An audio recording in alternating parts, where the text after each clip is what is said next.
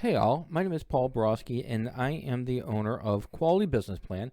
And what I'd like to do today is to give you all some tips and tricks on how to write a nursery and gardening store business plan, as well as to show you all how to create a basic, very basic financial model that may be used and customized to create your basic profit and loss section for a business plan. All right, so the way this video is going to work is I'm going to go ahead and give you all a little bit of background about myself, explain to you all why I feel I am qualified to give you all some tips and tricks on writing a nursery and gardening store business plan. From there, we'll talk about a couple of tips and tricks for your company information section, and then we'll talk about how to create a financial model or a very basic financial model that may be expanded upon for your profit and loss section of the business plan. All right, so without further ado, let's go ahead and zip on through this. All right, so as promised, a little bit about me. Again, named Paul Borosky, owner of Quality Business Plan.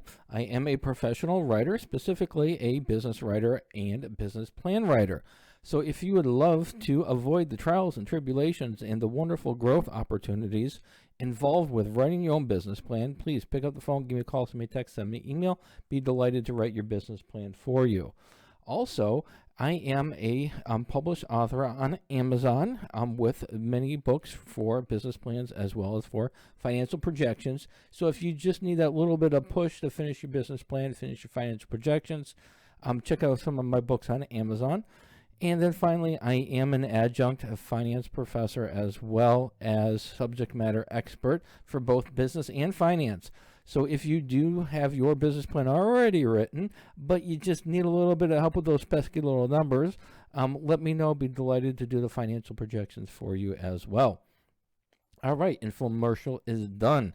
Let's talk about your nursery and gardening store business plan. So tip number one, when you're going to be writing up your nursery and gardening store business plan, make sure in the company description section that you touch on some differentiating factors about your business. We've got a lot of nurseries out there, and they do the typical sod and they do the typical shrubs that are going to be found usually in an area. But make sure you touch on some different differentiating factors. Are you going to be offering some specialty plants? Is your location easily accessible? Do you offer delivery?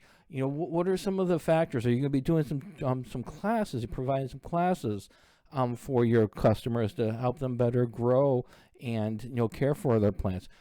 So make sure in the company description section you touch on the important parts of the section, which is going to be the company name, the location, and the main products that are going to be carried, but also expand upon the differentiating factors. What sets you apart from a Home Depot, from Lowe's, or from other nurseries in your area?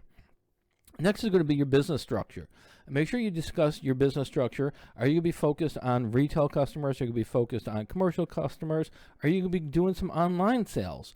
If you're going to be doing any of them or all of them, make sure to discuss how it's going to work. If you're going to be doing retail, then you're going to be gearing a lot of your advertising towards homeowners and such, where if you're going to be doing commercial, then you're going to be really geared and focusing on landscapers. And if you're doing online, well, you've got a whole different other business structure you're going to have to develop to target online customers. So whatever it is, if there's a mixture of the three, or if there's just two of the three or one of the three, whatever it is, make sure you identify it and then discuss how it's going to operate, how you're going to care for your customers, how it's going to work. And then finally, somewhere in the company description section, make sure to work in some details or some statistics that you're able to find online from a reputable source. For example, the nursery and gardening store industry right now is a $42 billion industry with revenue growth of about 0.8%. When you start tying in some information, statistics from reputable sources, it adds credibility to your document. When they're able to say, wow, this person knew the industry is $42 billion, they knew what the growth rate is, it shows that you've done research. And if this is true, then other aspects of your business plan should be true as well.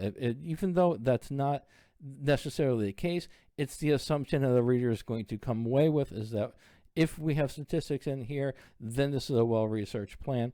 And if you're able to introduce that in the company description section, then you're setting your credibility at a high standard early on. And it's an excellent position to come from, a position of power when you're first diving into your business plan. All right. Next is going to be financial projections. So tip number 2, I always recommend business owners have some kind of a basic financial model.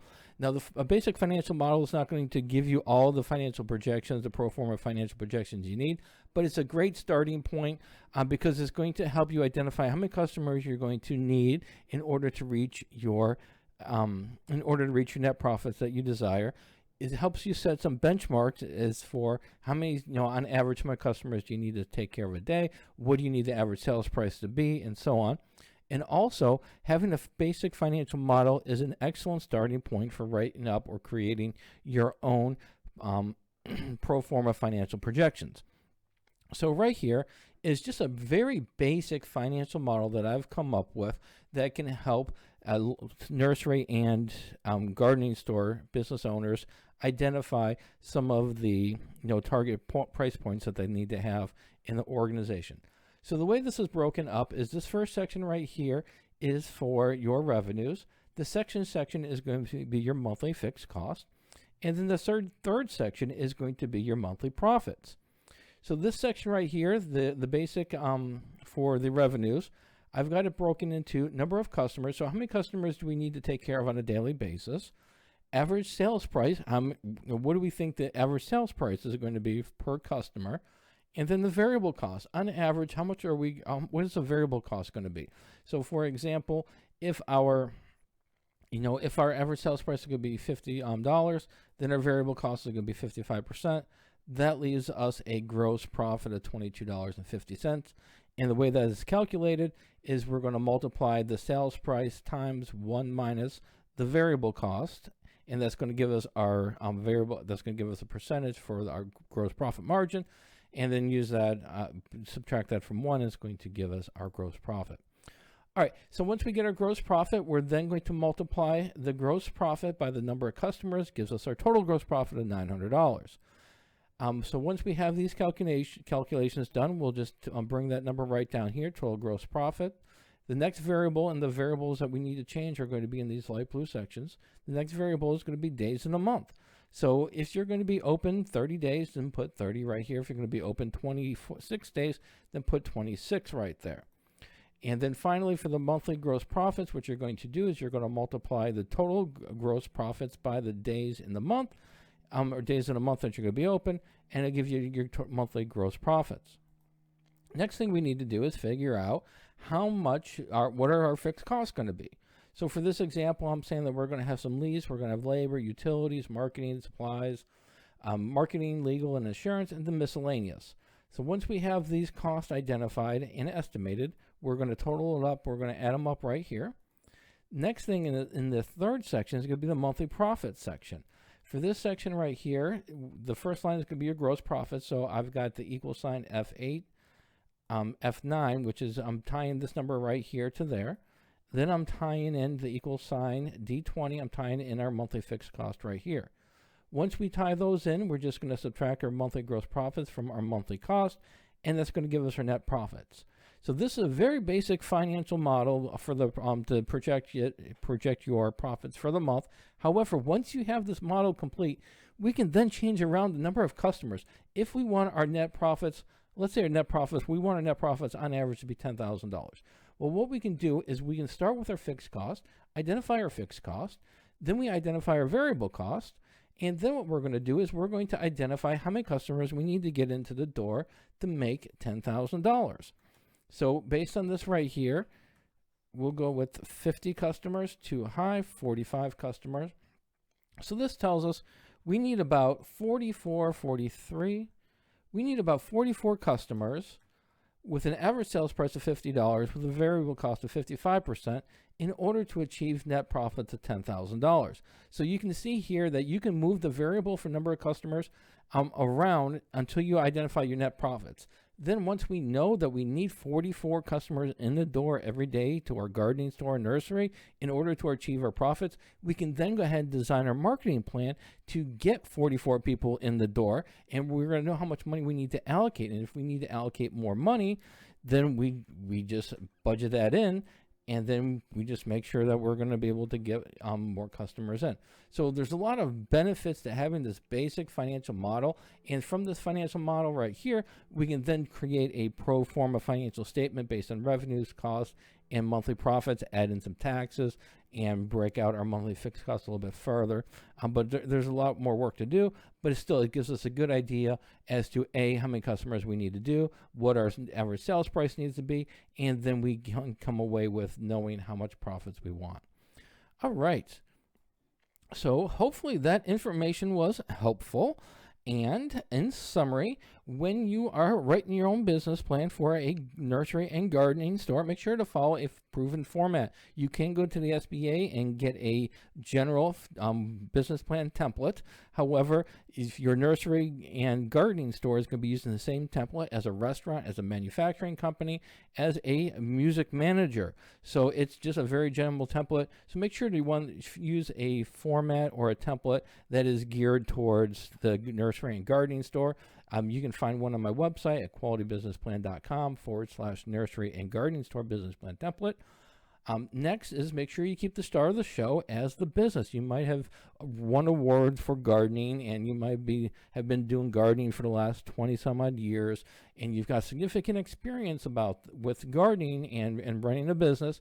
However, I have found that when a business owner starts writing up a business plan, they tend to start talking about themselves more than they're talking about the business. And you don't want to do that, because you're selling the business. You are a supporting cast member to the business, but you don't want to make it all about you. So just keep that in mind when you're writing up the business plan. Keep the star of the show as a business.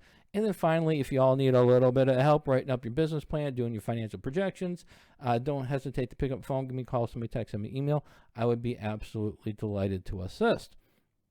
All right. And so if y'all want some more information on how to write a nursery and gardening store business plan, I do have some more information for each section of a business plan. Gives you some thoughts and ideas about it. Just visit my website, qualitybusinessplan.com/how to write a nursery and gardening store business plan. And then finally, if y'all do want a template to help y'all structure your ideas, I do have it online as well, qualitybusinessplan.com/nursery and gardening store business plan template. Here's the information that's included, and I do have some tutorials to help y'all along the way with writing a general business plan, as well as how to use the financial model that is included in the template. All right, so hopefully y'all liked the video. If you did, give me a thumbs up on YouTube, and as always, have a great day. Thank you.